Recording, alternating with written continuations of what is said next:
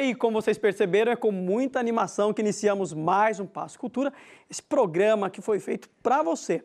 E hoje o Passo Cultura tem a honra, a alegria de receber este grupo animado da cidade de Embu-Guaçu, que é o Grupo de Teatro Caras, diretor e ator Wagner Araújo e o ator Douglas Pinheiro. Sejam bem-vindos ao Passo Cultura. Muito obrigado, padre. O prazer é todo nosso estar aqui novamente contigo. Obrigado. Wagner, como foi que nasceu este projeto aí chamado Grupo Caras? O Grupo Caras, ele é recente, né? A gente se reuniu em 2005, verdadeiramente, pensando como ator, pensando como arte. Jovens, com o mesmo ideário, com vontade de fazer teatro na nossa comunidade. E como todo grupo, inicialmente amador, né? Lutando, buscando parcerias. E os nossos talentos foram desenvolvidos, despertados, até mesmo no ambiente escolar, que eu acho que é um ambiente o qual oportuniza, né, o seu talento através dos projetos escolares. E, a partir dali, uma vez identificado, o ator começa a criar asas e quer voar. A escola, às vezes, é a primeira oportunidade, né, da criança, do jovem, do adolescente com a arte, com a cultura. Seria isso, que você também é educador, né? Sim, eu trabalho na rede pública como professor de língua portuguesa e é onde eu posso conciliar as duas profissões. E realmente a escola, sim, ela é protagonista, né, enquanto jovem, enquanto criança, para despertar talentos, assim também como a igreja. Eu acredito que são dois ambientes que oportunizam os primeiros talentos, onde te dá uma abertura para você se apresentar, para você se revelar. Desenvolver aquilo que Deus nos deu. Exatamente. A igreja, eu enxergo ela, eu sempre falo isso aqui no Passo Cultura, que ela é um celeiro, né? Até mesmo por causa das suas características. Um exemplo, a liturgia, né? Que é a expressão mais bela de arte, de cultura, do que a liturgia cristã católica.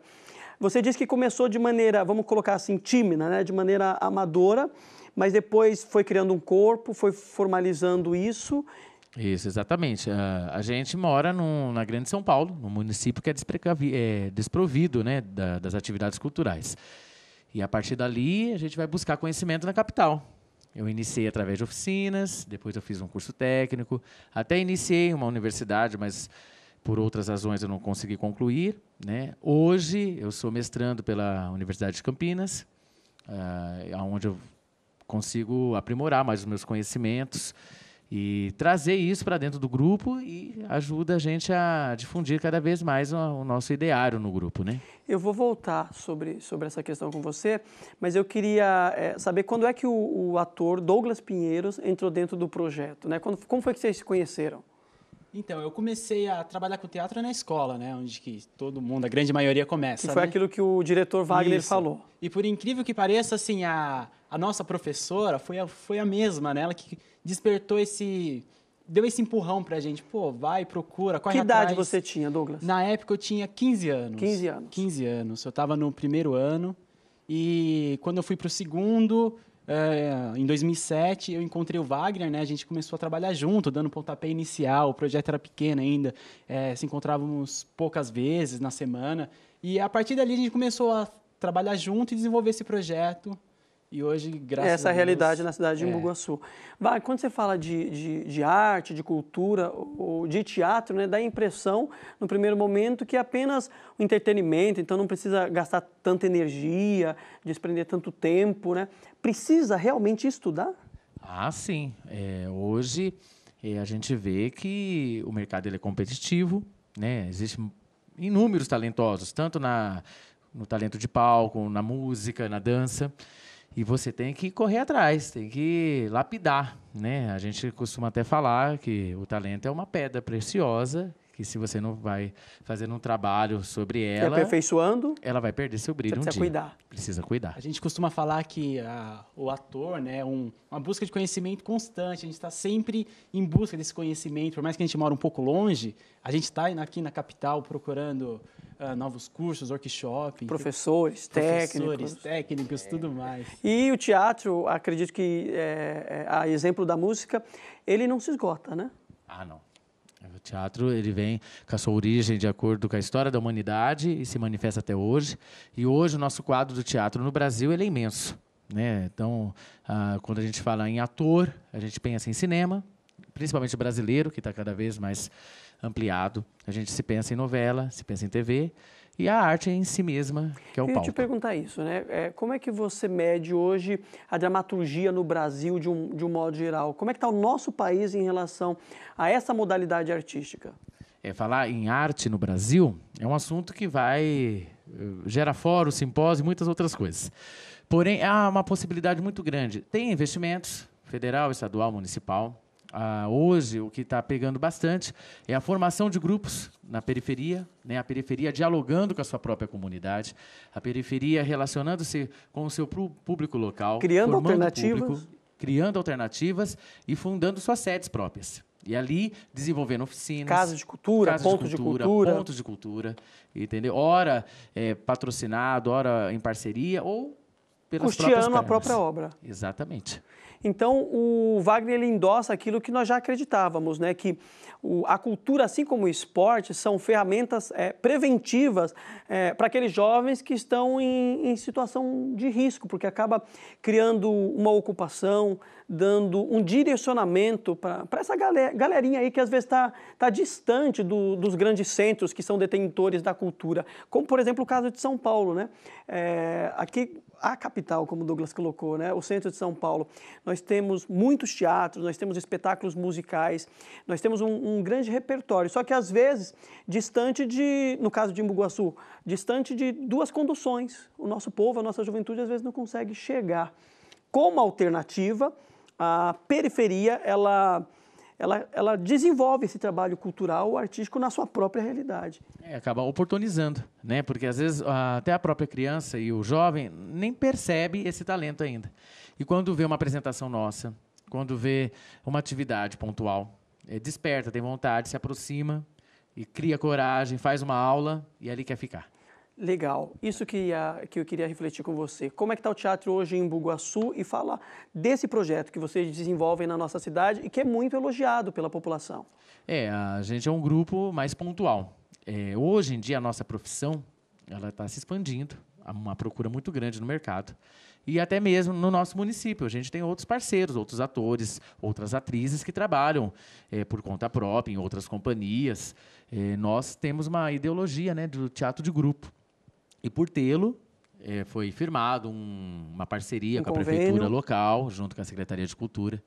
E nesse espaço a gente desenvolve as oficinas culturais de iniciação teatral, a partir dos 10 anos, e assim também como oficinas de dança na modalidade de jazz e balé clássico.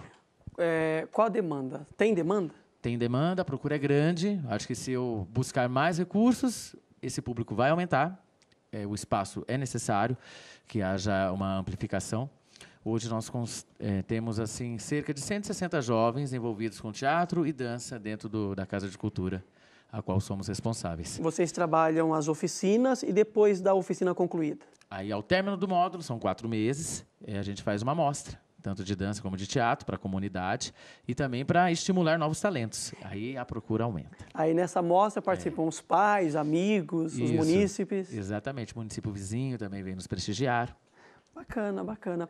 Vocês estão desenvolvendo agora também na cidade de Embu-Guaçu os saraus. Sim. O sarau é uma coisa muito comum entre nós artistas. Ainda na cidade não tinha assim, um ponto para isso. Aí, paralelamente aos projetos, nós criamos o sarau poético. Já estamos na 6ª versão. E dependendo do mês, como foi, por exemplo, em novembro, fizemos um sarau em homenagem à Consciência Negra, no dia 20, que é o Dia da Consciência Negra. Recentemente, fizemos um bem aberto, onde artistas locais, poetas, amadores, né? A gente lançou até uma professora de língua portuguesa. A gente descobriu o seu lado de poetisa. E ali a gente preparou uns cadernos, né, manuais mesmo, e divulgamos o trabalho dela junto àquela comunidade que ali esteve presente no sarau. E esse sarau é realizado uma vez ao mês, né, no início da noite, e ali se estende. Wagner, como é que você avalia a nossa cultura na nossa cidade mesmo, né, nesses últimos anos? A gente vivia algumas dificuldades, né? E a gente percebe que também são as dificuldades de outras cidades. Que orientação você daria para outros municípios, para outros atores, outros artistas, a partir da experiência, da realidade da cidade de Embu-Guaçu? Eu acho que a dica que eu dou, se é que assim posso chamar, é a persistência. A partir do momento que você reconhece essa profissão, a partir do momento que você tem uma preocupação em dialogar com a sua comunidade, é possível você realizar inúmeros projetos. É um trabalho árduo, persistente, mas possível. Ele é muito possível. Um ponto aí que você tocou, né, é realizar projetos. Então, assim, para que as pessoas possam entender, às vezes os artistas eles procuram a Secretaria de Cultura, mas sem um projeto, né, sem uma sistematização. Não, e aí é complicado porque não sabe de onde vem e para onde vai. E tudo tem um custo e também tem uma prestação de conta, né? Tem uma prestação. E assim, hoje em dia, padre, a gente tem que pensar que o artista ele tem que ter a sua sustentabilidade. E para isso não basta somente o talento, né? A gente tem várias pessoas que cantam bem, que dançam bem, mas você tem que administrar isso uma vez que você quer isso como profissão. Certo. Aí você tem que reconhecer o lado administrativo. Ele é burocrático, é trabalhoso. E o artista não gosta muito não gosta, disso, a gente né? não combina muito com essas coisas, né? Muito papel do nosso Mas lado não dá necessário. muito certo. Porém, para sobreviver, tem que ter esse repertório também. O Douglas está há quantos anos, Douglas? Com 20. E desses últimos 2 anos, né, participando desse projeto, que é o Grupo Caras, você também ajuda na parte burocrática, administrativa. Você esperava isso? É porque assim, quando a gente, nossa, eu tenho um grande sonho de ser ator, de ser atriz, e de repente mas não é só essa parte, né, de subir no palco e atuar, você tem que saber muito. O palco é a última coisa, né, Wagner? Exatamente, é uma coisa que acaba complementando, porque assim, antes de você subir no palco, você tem que saber de muitas coisas, coisas técnicas, o figurino, o cenário, administrativas. tudo isso até você chegar no palco. Quando você pensa em sustentabilidade própria, né, porque dependendo do projeto que você está desenvolvendo, você já tem os parceiros prontos, né, no caso de um cinema, de uma TV. Aqui a gente fala muito do teatro de grupo, né, que é uma linha que está muito forte. Existem muitos grupos de teatro em São Paulo, na capital, no interior, e que você sobrevive dessa forma, né, fazendo tudo junto e com excelência. Tem que chegar a essa excelência. Tem que ter senão, qualidade. Não dá. Porque senão não tem crédito, nem pelo órgão público, que é o que vai financiar isso, no nosso caso a Secretaria de Cultura, e até mesmo a população acaba não prestigiando, né? Não prestigia. É isso mesmo. Então tem que ter qualidade. Porque assim, é uma busca constante de formação de público. Então, assim, a nossa preocupação, hoje em dia, existem vários dados. Um deles é a pessoa que nunca assistiu teatro na vida. Ainda tem, Wagner? Tem muitos, muitos. Até mesmo no nosso município pequeno. Ela vai assistir um determinado espetáculo. A probabilidade de ela não voltar é quase 100%. Por quê? Pelo hábito, não é cultural no Brasil. Então, existem muitas pessoas e isso dá uma rotatividade nas casas. Porém, conquistar esse público é muito difícil. Então, normalmente, a pessoa que assiste o teatro pela primeira vez, por mais que se identifique ou não, dificilmente ela volte para assistir novamente. Então, a gente também tem essa preocupação em fixar esse público. O desafio é muito maior do que a gente imagina. Que é criar o hábito, a consciência no munícipe, no cidadão. E assim, a divulgação ela é constante. A gente, dentro do nosso município, a gente tenta de todas as maneiras. SMS, as redes sociais, né, que tá muito na moda tudo isso. E mesmo assim é muito difícil você criar. Você percebe que sempre ali 70% da plateia são novas. São novas pessoas que estão assistindo. Ou seja, é rotativo. É rotativo. E isso é geral. Tanto no sarau eu percebo. Já estamos na 6ª versão do sarau e a 6ª versão de público. Eu mantenho um público mínimo permanente e novos que passam. E não voltam. Essa é a preocupação. O que fazer para voltar? E, às vezes, não depende somente do tema que você está trabalhando. Né? Às vezes, a pessoa ela precisa de mais. E esse mais que a gente precisa essa motivação, né? achar. E é curioso porque teve um tempo que o público, né, ele vinha até o artista, né, ao produtor cultural. Hoje é o contrário. Você tem que buscar esse público, você tem que cativar. Sim, se você não tem um nome, mídia, você tem que ir. É daí que surge também a questão do teatro de rua, que é uma coisa que tem uma origem muito antiga. O artista vai ao público. Sempre foi ao público. E agora é uma emergência que se faz teatro em espaços alternativos, como a gente chama. Então, em praças, galpões adaptados. Então, tudo é válido para levar, porque você tem que ter uma relação, né? É a história, o ator e o público. Alguma coisa tem que acontecer nessa tríade. Aí a gente está fazendo teatro. Bacana. Se nós tivéssemos mais tempo, nós aprofundaríamos ainda mais esse tema que não se esgota, que é muito interessante, né? Porque, graças a Deus, é a realidade hoje da cidade de Bugaçu e a gente pode falar isso. E a gente tem consciência que a gente acaba indiretamente colaborando muito para outros artistas, para outros atores, para outros agentes, produtores de cultura espalhados por este Brasil.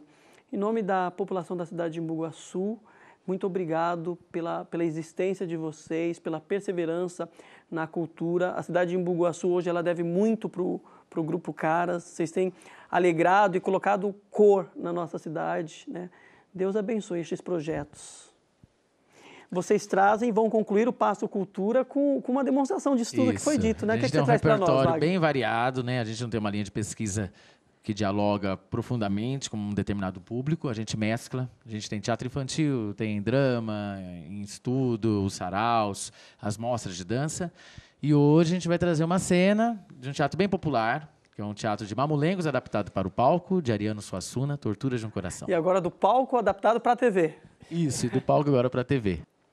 É isso aí, pessoal. E eu deixo vocês aqui com o Grupo de Teatro Caras, que traz um pequeno espetáculo para nós, para brilhantar o Passo Cultura.